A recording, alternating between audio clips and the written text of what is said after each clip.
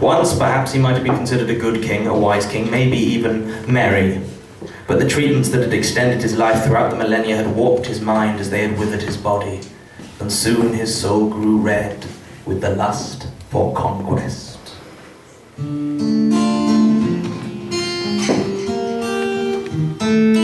Old King Cole was a brutal soul, and a bloody red soul had he. He called for his meat and his gun so cold, and he called for his little pigs 3. Now every pig had a razor blade and sharpened it with glee. Oh, far and near, they all learned fear from King Cole and his little pigs 3. Factories turn, bodies burn, stars are shining bright. It's your turn, now you learn how King Cole beats tonight. Old King Cole was not pistolled, and yes, he had 100 score. The dark appliance of twisted science would give him millennia more, and he would watch as the suns burned out, collapsing from their core. Oh, never to forget, he would eternal live. His hands dyed red by gore. Factories turn, bodies burn, stars are shining bright. It's your turn, now you learn how King Cole beats tonight. Old King Cole had conquered and stole the wealth of 1,000 sons. Surrounded was he by bodyguards 3 who murdered for their stolen fun. Arrayed in armor black as ebony, they didn't know who to run. Whatever your task, the grim pig mask would tell you that your days were done. Factories turn, bodies burn, stars are shining bright.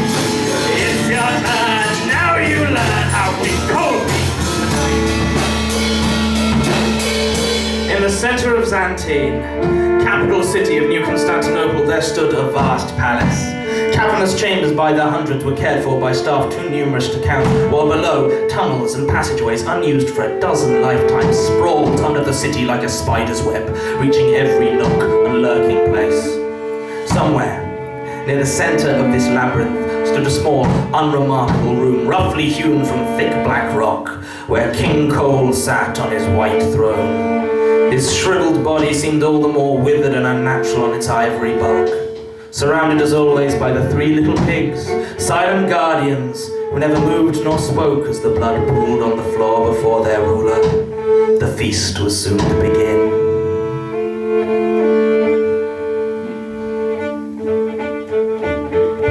Old King Cole had a tale he told to those brought before his throne. Immense and white it gleamed in the night, the color of sun-bleached bone. He'd whisper softly in their ears, the words were never known. None could tell what was said, save for the dead and the 3 little pigs alone. Factories churn, bodies burn, stars are shining bright. It's your turn, now you learn how King Cole beats tonight. Now, as King Cole turned his envious eyes towards conquest, twins were born to one of the oldest and noblest families of his kingdom. 2 beautiful baby girls, named by their parents as Snow and Rose. As they grew, it became apparent that aside from the day of their birth, they shared nothing in common. Snow grew up to be a gifted politician, always urging peace and diplomacy among the aging warmongers of the royal court, while Rose, with her short shock of scarlet hair, became the finest warrior in King Cole's army. And so it came to pass that the aged king, desperate for a force that could never be defeated, never be stopped, and never be slowed, had Rose seized on her wedding day to become the genetic base of this unholy horde. Dr. Hansel, is this her? My liege, I was not expecting. What, you take me for a fool? I advertise my movements to nobody. Is this her? Yes, my liege, the subject's proven rather more resilient than expected, but you can expect the first shipment of Rose Reds to be ready within Excellent, Doctor, excellent. You and your sister have served me well. Thank you, Your Majesty. Soon we will have never-ending supplies of these exemplary warriors, knowing no pain, no fear. No, dear Doctor. Pain and fear are important survival tools. A good soldier should be able to overcome them, but they must be there. Make sure she knows pain, and make sure she knows fear.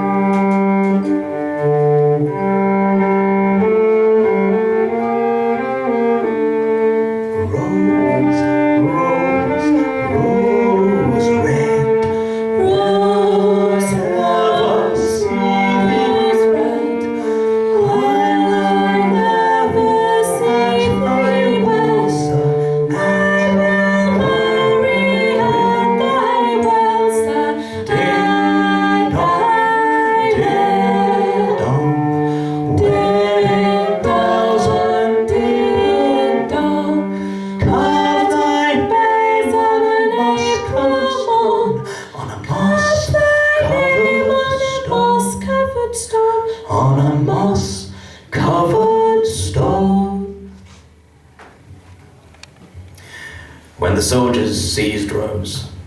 They killed everyone at the wedding. There were only 2 survivors.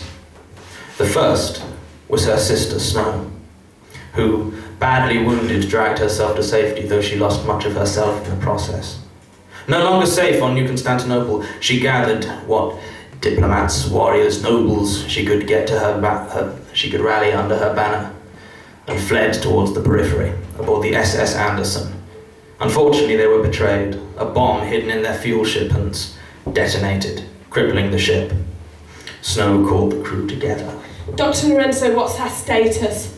There's me, you, and 6 others, but Colonel Shuko's badly injured. Mr. Greyditch, how's the ship? Simply put, we are dead. The oxygen pumping system is gone. We have barely an hour of breathable air left, and it will take at least 3 days to reach the periphery. Make peace with whatever gods you have, because we are going to die. What about some sort of override system? Could we pump the air manually? Pump the air manually? Are you insane? It might work, but look, we just don't have the manpower, especially with Colonel Shuko confined to the sick bay. Oh, don't you listen to that grumpy bastard, Duck. I am so doped up right now, I could work forever.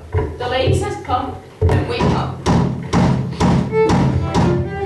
This one's a little bit more of a upbeat song, so if any of you guys sitting down there feel like a dance, don't let us stop you.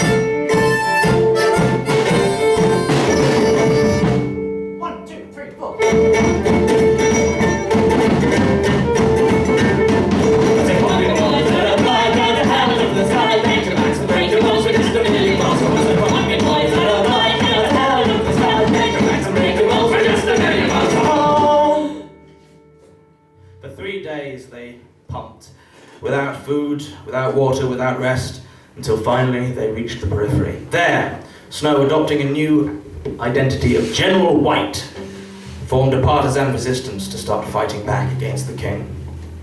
But there was another survivor of the wedding day slaughter, the bride. A princess, if you believe the tales, whose world long since fell to the bony hand of the king. Named for the ashes of her world, she was known only as Cinders, but it was her that Rose loved, and her that she would have married were it not for the king's intercession. Fleeing from the slaughter, she took to the stars, longing for the day when the jewel on her wedding band would change from white to red, indicating that its twin was near, and with it, her true love. And as she searched, she sang.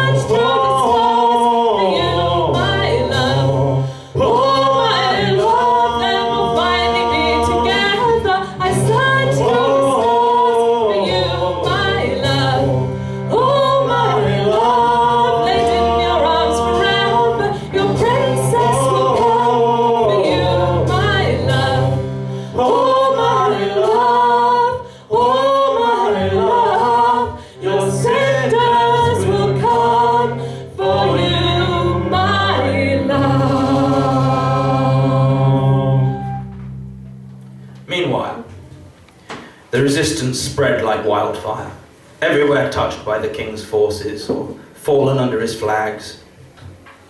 Everywhere there were those willing to fight back. There were those who flocked to the banner of General White. The names of the heroes are well known to anyone, of course. There was the beautiful General Belle and her savage husband. There was the lady known only as Hood, who would hack into Red Army vehicles and ride them into battle. And of course they fought against monsters. Chief among them, Geppetto, known as the Monster of New Constantinople for his experiments on biomechanical engineering, specifically on children. But among all of the annals of the resistance, one name burns brighter than others. Corporal John Spratt, known to his friends as Mad Jack after he single-handedly took down a red behemoth. In fact, if you listened to just the right frequency of an evening, you might have heard the unofficial anthem of the resistance. When the red rose, it comes a-marching, well, we will fight for our boy Jack. When the red rose, it comes a-marching, spit in the face of history. And when the giants, they come a-rolling, well, we will fight for our boy Jack. When the giants, they come a-rolling, if we can slay them, so can we. And when the cannons,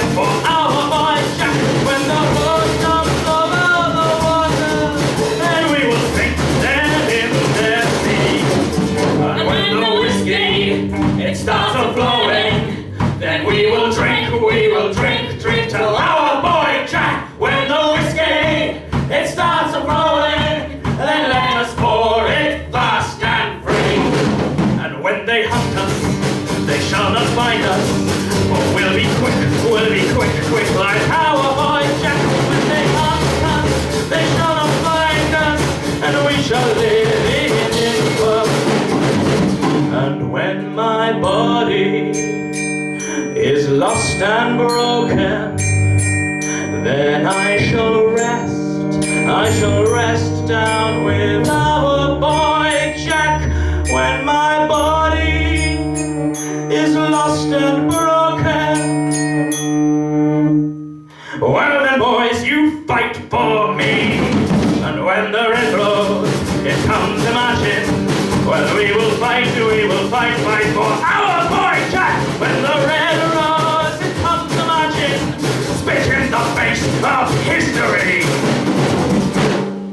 Of course, in reality, Jack was merely a boy gone to war too young. He would rarely take cover during bombardments, usually because he was too drunk to find any. It was his captain that took down the Red Behemoth while Jack hid like a coward. But heroes have been made out of worse, and if I remember, he died well. Now, this had all been going on for about 30 years or so. The crew of the Aurora and myself have been watching most of this time. I always find that a good war gives a century that extra little bit of zest, and this was a very good one. But then we discovered something interesting. The defence grid surrounding New Constantinople mainly consisted of Thorn-class battlecruisers, virtually impenetrable, but there was a human component. A single, unconscious mind at the centre of it. Not one we were familiar with, not Rare Rose, not Snow, none of them. Somebody new. And this bothered Nastia. Don't think we have a problem. Look, I don't get it, Nastia. We've been watching billions die for 3 decades and having a great time. Now you're getting all white-eyed over one poor innocent victim. I don't buy it. Yeah, actually it's not me, it's the ship, Aurora. She cannot bear to see another biomechanical organism in pain. Fuck the ship. I do. Ew. Anyway, Johnny, it is far too late. I have asked the pilot to set in the coordinates. We're already on our way. Trombone. Insubordinate little... Thank you. Fine, okay. Well, I guess it has been a while since we've had any really good violence. Let's go.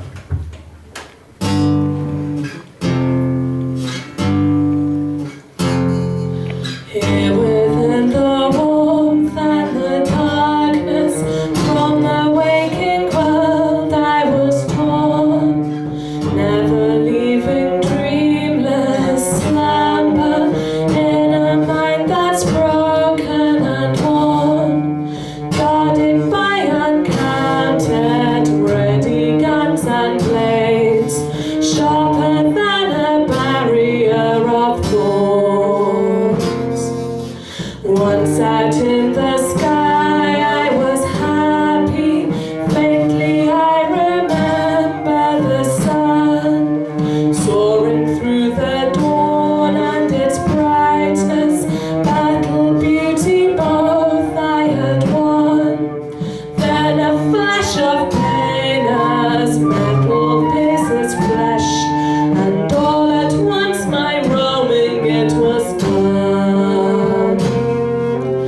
Wires through my veins and my tendons, keeping safe my hateful old lord, protecting his infernal defense grid. Unwillingly my lifeblood is poured. I once heard them say a kiss could wake me up, but I hope my prince will bring a sword. Take a roll of interesting Nastia, let's see what these roses can do. Gotta say I'm in the mood for violence, and I reckon you might be too. Let's get this party started, the only way we know. Gunfire explosions, that's not you. Hello?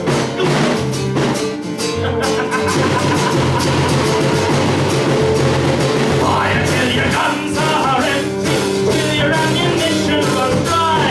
If you finish playing a soldier, you might end up in we will die. I suggest you be a fucking tactical retreat. Well, let's take the dogs of war and have a try. Is this her? How do we wake her up? Well, you could try kissing her. I'm not gonna kiss a sleeping stranger, Nastia. That's really fucking creepy. But I get used to it. Shoot the machines until they blow. I like that one.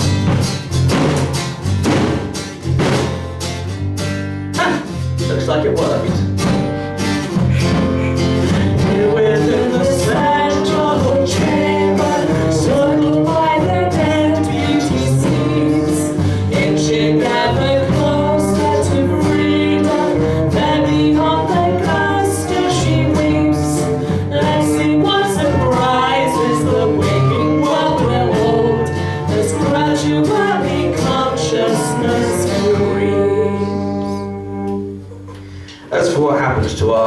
Sleeping Beauty. That's a story for another time. The point is, the core of the defense grid was gone, and it didn't take the rebels long to notice. Within 2 hours, the Red Riding Hood, using a larger, more powerful version of her wolf virus, had disabled them. Soon, every rebel ship for 200 systems swarmed in the skies over Constantine and New Constantinople. While on the ground, the loyalist forces, the last remaining to the old king, prepared for the final counterattack. And on that morning, the last any of them would ever see, Snow and old King Cole called their troops, and each addressed them. And the final gambit was begun.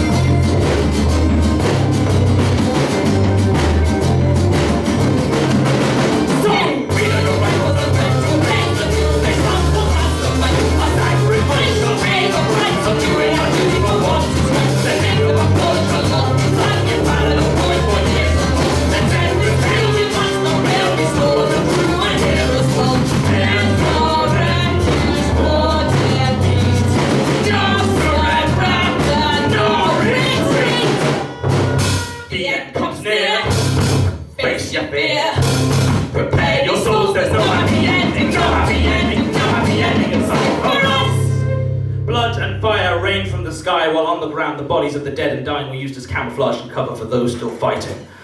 When Cinders arrived, she knew by her ring that her love was near.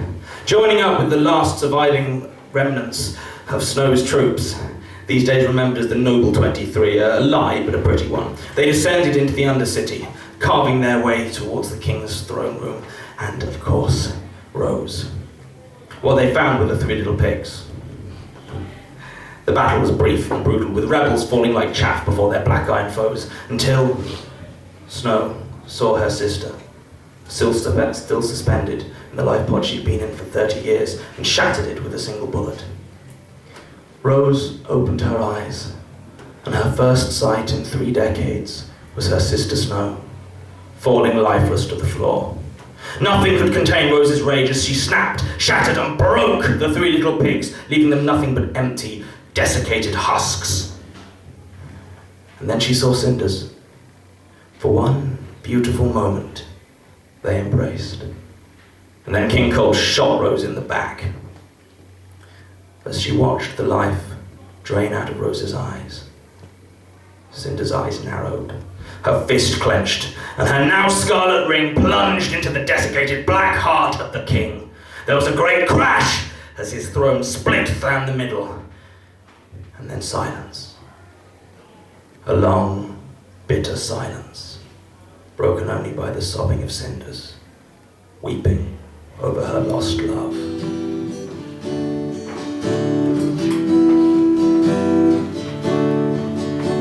23 warriors and a king, laid in blood when the battle has done. The price of a long due reckoning, laid in blood when the battle has done.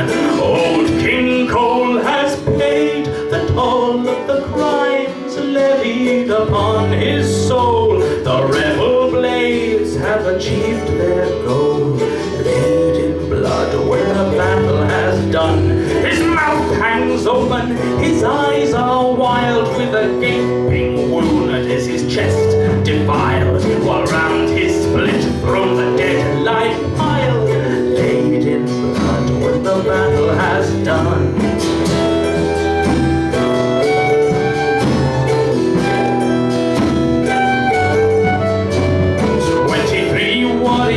And Snow White, laid in blood when the battle has done, fought like the devil in the dead of night, laid in blood when the battle has done, believed in peace yet marched to war, shot through the heart, dead upon the floor, covered in her own and her sister's gore, laid in blood when the battle has done, with an army to lead and a war to win, put the bullet to dozens of her own kin, atoning for some vast and secret sin, laid in blood when the battle has done.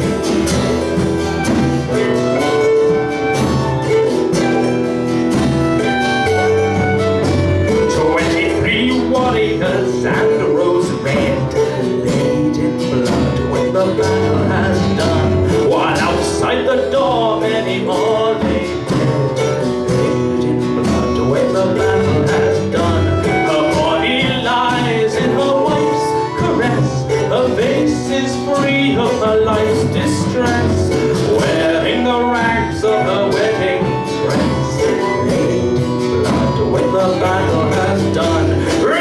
From her cell like the rump of hell, the 3 little pigs to her anger fell, but King Cole sounded her funeral knell, laid in blood when the battle has done.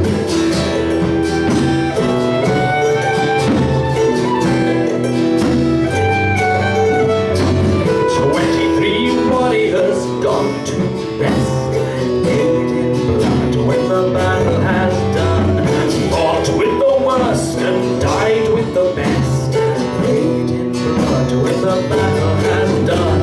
Cinders saw her betrothed at last, her beauty untouched by the decades past.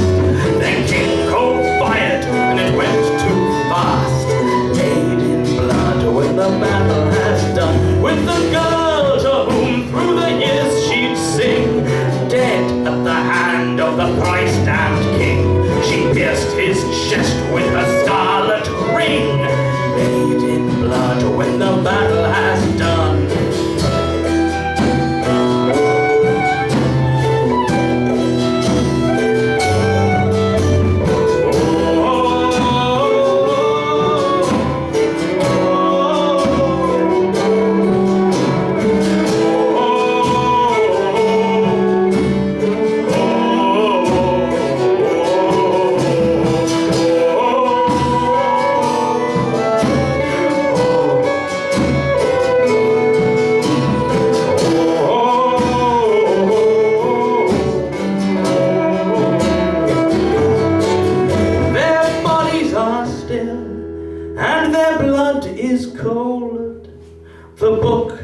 closed and the story told.